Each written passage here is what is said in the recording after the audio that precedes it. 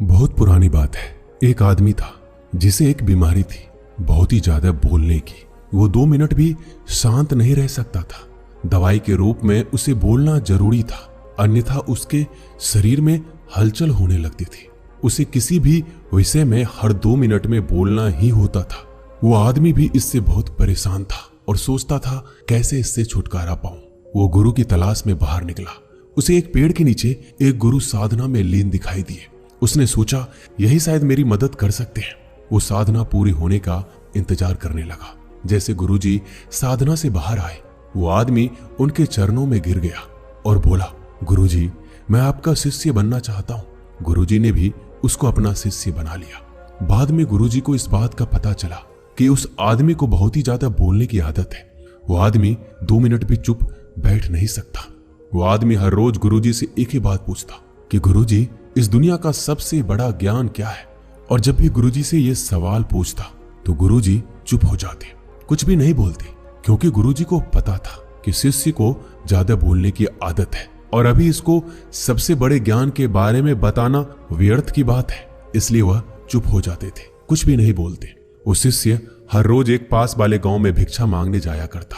वहां से भिक्षा मांगता और वहां से जो कुछ भी मिलता आश्रम में लेकर आता।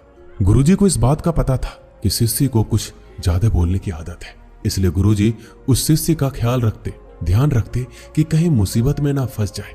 एक दिन वह शिष्य एक गांव में भिक्षा मांगने जाता है और किसी घर में जाकर भिक्षा मांगता है। अब उसे ज्यादा बोलने की आदत थी। वो 2 मिनट भी चुप नहीं बैठ सकता था, इसलिए उसने उस घर में नजर घुमाई तो उसकी नजर एक भैंस पर पड़ी। भैंस शरीर में बहुत मोटी थी और उसके घर का दरवाजा बहुत छोटा था। तभी उस शिष्य ने उस घर के मालिक से कहा, भाई साहब, आपकी भैंस तो बहुत मोटी है और आपके घर का दरवाजा बहुत छोटा है। यदि ये भैंस मर जाए तो इस दरवाजे से इस भैंस को बाहर कैसे निकालोगे आप? जैसे ही ये बात उस आदमी ने सुनी, वो डंडा लेकर शिष्य के पीछे पड़ा उसे मारने के लिए, लेकिन शिष्य वहां से भाग खड़ा हुआ। अब भला कोई आदमी अपने ही घर के नुकसान के बारे में कैसे सुनेगा, वो भी एक भिक्षुक के मुख से। वो शिष्य वहां से भागते हुए एक दूसरे घर में जाता है और वहां पे जाके वो भिक्षा मांगता है और वहां भी उस घर में वो नजर घुमाता है कि किस विषय के बारे में इस घर के मालिक से बात करूं। तभी सामने एक औरत बैठी थी। उस औरत से वो कहता है, देवी, आपने हाथों में इतनी खूबसूरत चूड़ियां पहन रखी है, यदि आपके पतिदेव मर जाए तो इस चूड़ियों का क्या करोगे? वो औरत भी शिष्य पर बहुत गुस्सा हुई और डंडा लेकर उसके पीछे दौड़ पड़ी। उस औरत ने कहा, एक भिक्षुक अपने मुख से ऐसा बोलता है? एक तो मैं आपको भिक्षा दे रही हूं, ऊपर से आप मेरे पति को ही मार रहे हो। ऐसा करके उस औरत ने शिष्य को अपने घर से निकाल दिया। अब शिष्य की वो आदत थी, वो कई बार मार खा चुका था, लेकिन उसकी आदत छूट नहीं रही थी। अब शिष्य को उस गांव में कोई भी भिक्षा नहीं मिली। इसी के चलते वो एक गांव से दूसरे गांव जा रहा था। जब जंगल में पहुंचा तो उसे एक मानव खोपड़ी दिखाई दी। उसने सोचा, भला यहाँ किसकी मानव खोपड़ी पड़ी है? वह उस मानव खोपड़ी के पास जाता है और जाकर देखता है कि खोपड़ी तो बोल रही है। उस खोपड़ी ने कहा कि भाई, तुम कौन हो? तभी वो शिष्य थोड़ा सा डरा और बाद में बोला, मैं तो एक भिक्षुक हूँ, भिक्षा मांगता हूँ, लेकिन तुम कौन हो और यहाँ क्या कर रहे हो? तभी उस खोपड़ी ने कहा, मैं एक शिकारी हूँ और ज्यादा बोलने के कारण मैं यहाँ पहुंच गया। तभी शिष्य ने सोचा कि भला खोपड़ी कैसे बोल सकती है? ये तो सिर्फ एक हड्डियों का ढांचा है, ये कैसे बोल सकता है? और ये बात यदि मैं राजा को बताऊंगा तो राजा जरूर मुझे इनाम देगा। इसी के चलते वो शिष्य दौड़ता दौड़ता राजा के दरबार में पहुंचा और राजा को जाकर अपनी सारी बात बताई। राजा को पहले तो लगा इसने मदिरा पी रखा है और इनाम के चक्कर में इतनी बकबक कर रहा है।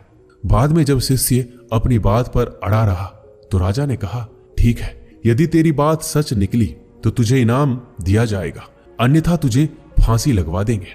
शिष्य ने कहा, महाराज, मैं भला झूठ क्यों बोलूंगा? आप मेरे साथ चलकर जंगल में देख लीजिए, आपको खुद विश्वास हो जाएगा।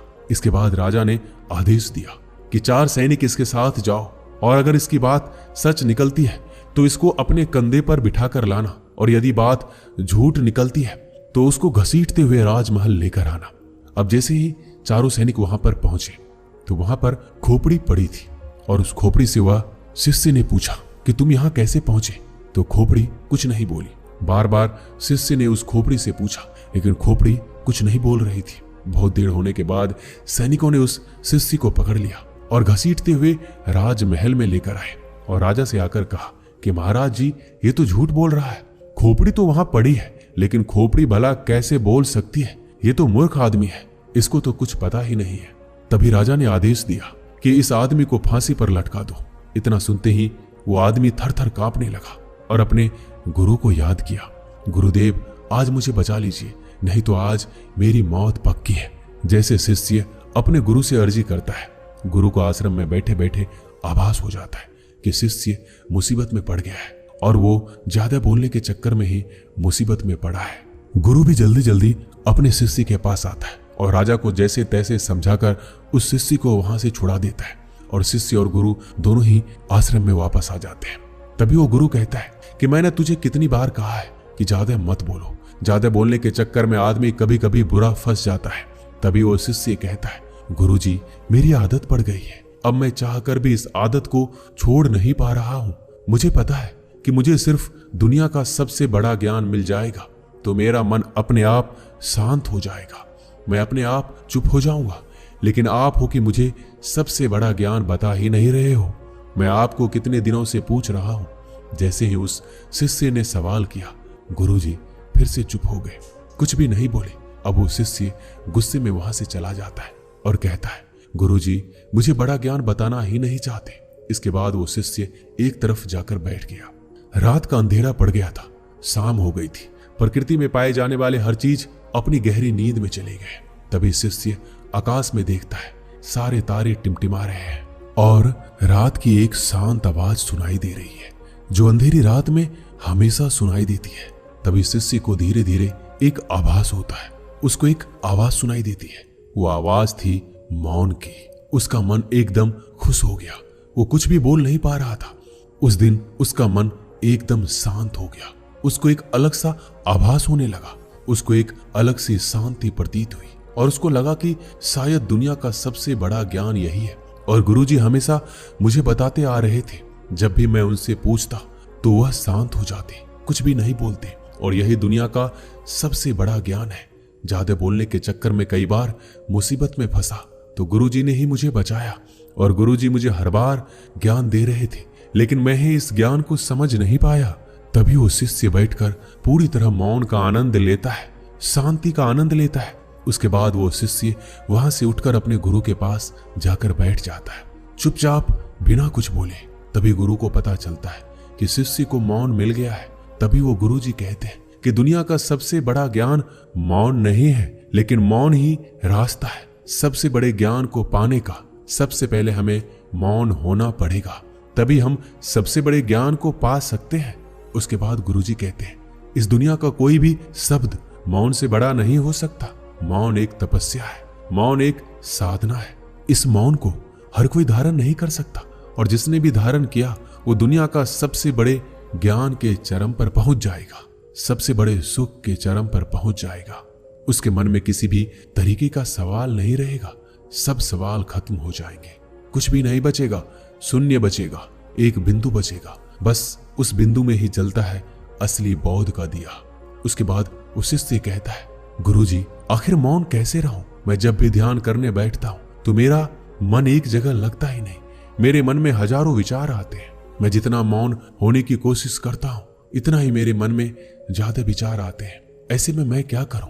उसके बाद गुरुदेव ने कहा, मेरी बात को ध्यान से समझो। जब ध्यान करने बैठो तो मन को किसी तरह शांत करना है। इसे एक छोटी सी कहानी के माध्यम से समझो। एक किसान था और वो गुरु के पास जाता है, कहता है कि गुरुजी मेरे जीवन में बहुत काम काज है, मैं काम करके थक जाता हूँ, मुझे कुछ समाधान दीजिए। उसके बाद वो गुरुजी उस किसान को एक जिन्न देता है और कहता है कि इस जिन्न को अपने घर ले जाओ, इससे जो भी बोलोगे वो सब काम ये जिन्न कर देगा। लेकिन हाँ, एक बात का ध्यान रखना, इसको खाली मत रखना। यदि इसको खाली बिठा दोगे तो ये तुम्हें खा जाएगा। किसान ने कहा, गुरुजी खाली बैठने का तो काम ही नहीं है, मेरे पास तो इतना काम है कि यह पूरी जिंदगी व्यस्त रहेगा। इसके बाद वो किसान उस जिन्न को लेकर अपने घर चला जाता है, लेकिन वो जिन्न था हर काम को बड़ी जल्दी कर देता था।